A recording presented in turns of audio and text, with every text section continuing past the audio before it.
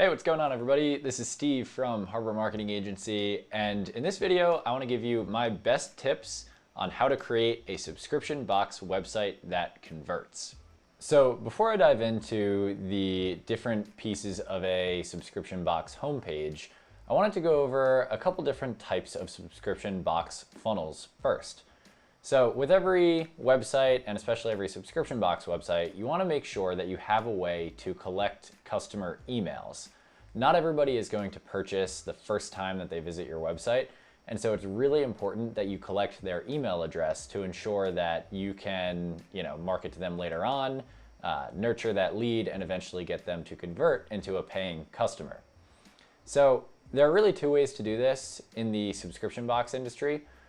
The first way is to structure your website where you have a homepage, and then when people land on that homepage, a pop-up comes up and it usually gives them some kind of offer. It might be a discount, it might be a free gift with purchase.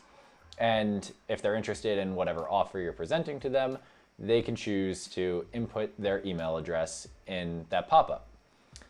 The second way to do this is to include a quiz or an application in between your homepage and your Choose Your Plan page. So this is really popular among a lot of subscription boxes, and actually if you look at a lot of the big subscription box brands out there, a lot of them are doing this. Like I know Wink.com does this, I know BarkBox does this, among many others. And so basically the way to do this is you include some kind of quiz in between that homepage and that Choose Your Plan page, so that when people click Join Now on your homepage, instead of going right to that Choose Your Plan page, they're taken to a quiz. And that quiz will usually ask them, a few questions regarding how they would like their subscription box experience to be set up. So for example, BarkBox, I know they ask them what kind of dog they have, what their dog's name is it a boy or a girl, how old is it, what kind of dog treats do they like. And then the key is at the end of that quiz, you're asking them for their email address. So, this is a good strategy because as people are answering each question to that quiz, it's sort of an additional micro investment that they're putting into this entire experience. And as they're building up those micro investments, as they're going through the quiz, by the time it asks them for their email address, they'll be more likely to actually input their email address because they've already invested that much into the experience. So very effective strategy. I would say that the pros to this are that you will collect a lot more emails. The downside to that strategy is that it does kind of add an extra step to the purchasing process. So rather than allowing people to go directly to the Choose Your Plan page, you're putting them through this quiz first. And any additional step you add on your website, there will be some drop off to that. So there are certainly pros and cons to that. With the pop-up, you will probably collect less email addresses, but get more people to the Choose Your Plan page. And so my recommendation here is just test both and see what works.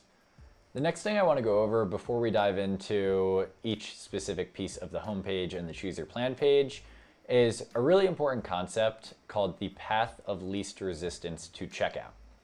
So I see a lot of subscription box brands that just totally overcomplicate their websites. And they're adding links everywhere. They're adding links to their press features, and they're adding like 10 different links in their navigation. And on their homepage, they're including links to their blog and all these different places. And the problem with doing that is that it actually overcomplicates the process of purchasing a subscription for the customer. So when you have all these different links, then the customer kind of gets overwhelmed. They might go to your blog and get distracted and go somewhere else, or they might, if you're including like your Instagram feed, they might go to your Instagram and then they get distracted on Instagram and they never purchase your product. And so my recommendation here is keep your subscription box website as simple as you possibly can, and make sure that every single page on your subscription box website has one goal. So for your homepage, keep it as simple as possible and make sure that every single call to action button on your homepage just links to the Choose Your Plan page or the quiz or application if you choose to use that type of funnel. but keep it very simple. Make sure every call to action button has one goal and it's directing all to the same place, and include many call to action buttons all over your homepage so that it is as easy as possible to get to that next step. So let's start with the navigation here. So the navigation is a big area of the subscription box website where I see a lot of people go wrong. And typically what they do here is they try to model, standard e-commerce sites or other websites that they see on the internet. And they'll include like 10 links in their navigation. It might include, a homepage link, an About Us link, a Meet the Team link, an FAQ link, a Choose Your Plan link, a login link. And basically all this does is it just creates confusion for the customer. The typical subscription box funnel is going to be a long scrolling homepage that includes all of the information that the customer might need, and then one link in the navigation that goes to the Choose Your Plan page. You can also include a login link, of course, for your customers so they can log into their accounts. And if you have a shop for your subscription box, you can include a shop link. But that's 3 links, and that's about the max that you should have in your navigation for your subscription box website. And you'll notice that those links are all absolute necessities. We're not including, random About Us links or Meet the Team links or FAQ links, because again, all they do is create confusion for the customer. And anytime that we can simplify our website as opposed to overcomplicate it, that is usually going to result in a better conversion rate. So next I want to touch on the banner area of your website. So the banner area is going to be the main section above the fold. So right when people land on your website, this is the main section that they see first. Now, the goal of this section is to get them to either click the call to action button in this section and go to the Choose Your Plan page, or at least hook them enough to be interested to view the rest of your homepage. And so this is kind of like your first impression and your only opportunity to capture their interest. And so what you want to do here is include a crystal clear image of, usually of your subscription box, or some image that visually communicates the value of your subscription box. So usually this is just a crystal clear product image that shows all the contents in your box and shows, how your box can add value and what the benefits are. And then usually overlaid on top of this image is going to be a value proposition statement. So a value proposition statement is simply just a one-liner that tells people exactly what it is that you're selling in your subscription box. A big mistake I see a lot of people make here is they try to get too clever and cute with this, and all that really ends up doing is confusing the customer, and they're unsure what exactly it is that you're trying to sell them. And if they're on your site, that means that they're interested in purchasing your box. So this value proposition statement is all about just, showing them that they're in the right place and that, they should stay on your site to learn more. Underneath that value proposition statement, if you have an offer that you're running right now, that is, a great place to include that offer.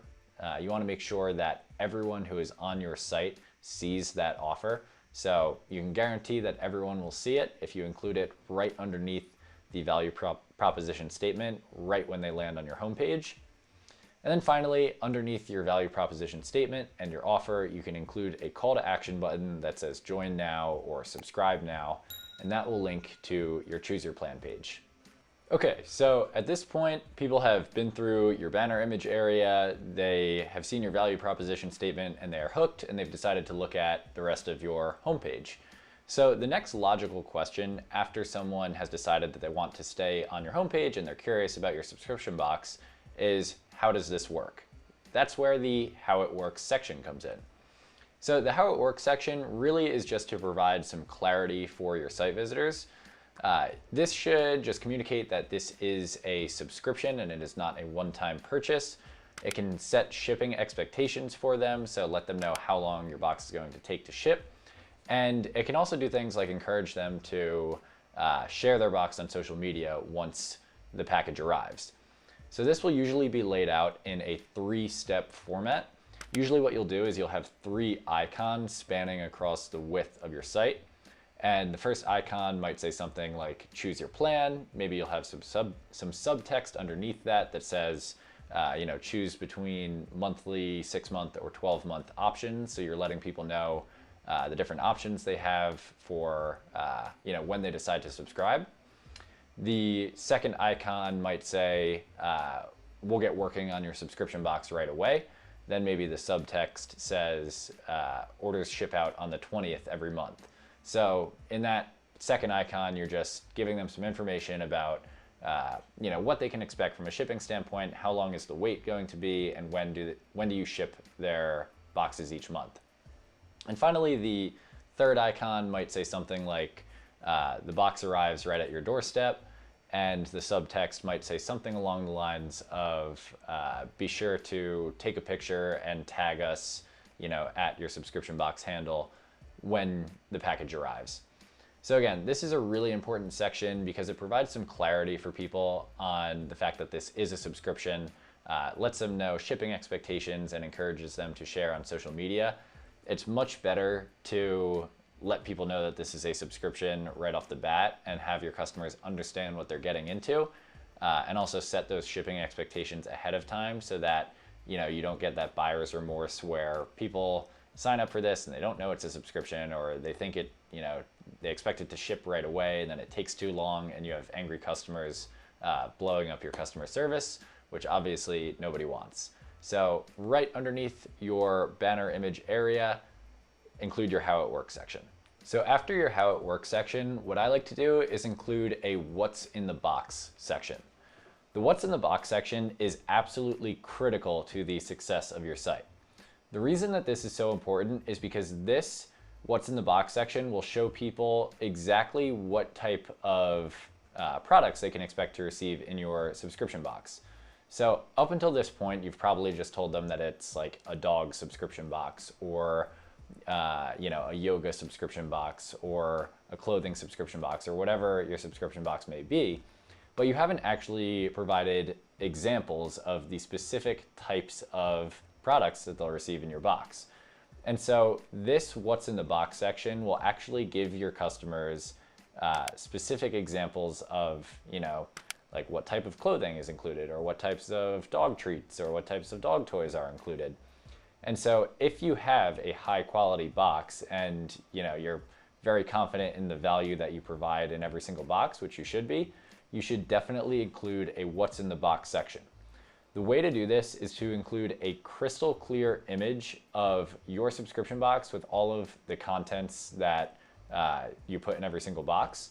A good tip here, again, is to include maybe the most popular subscription box over the last several months. So if you sent out a box that customers just absolutely raved about, that is the one that I would recommend including in this section.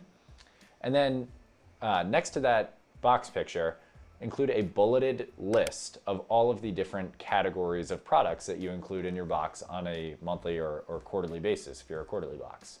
So this will do a great job of, again, just setting better expectations for what the customer can expect to receive and really conveying the value of your box. Underneath your what's in the box section, you are going to want to include a testimonials section. This is absolutely critical. 93% of people who purchase online will read a review before making a purchase decision. So this is absolutely essential to the success of your website and your conversion rate and ultimately your subscription box. My general rule of thumb is that you can never have too much social proof. So at a bare minimum, you'll want to include this testimonials section. Now, there is a right and a wrong way to do this. A mistake that I see a lot of people make in their testimonials section is that they will just include testimonials where, they're kind of vague and kind of bland. So their testimonials might say, loved this box from Karen in Iowa. And then the next one might say, great box from Dave in Michigan.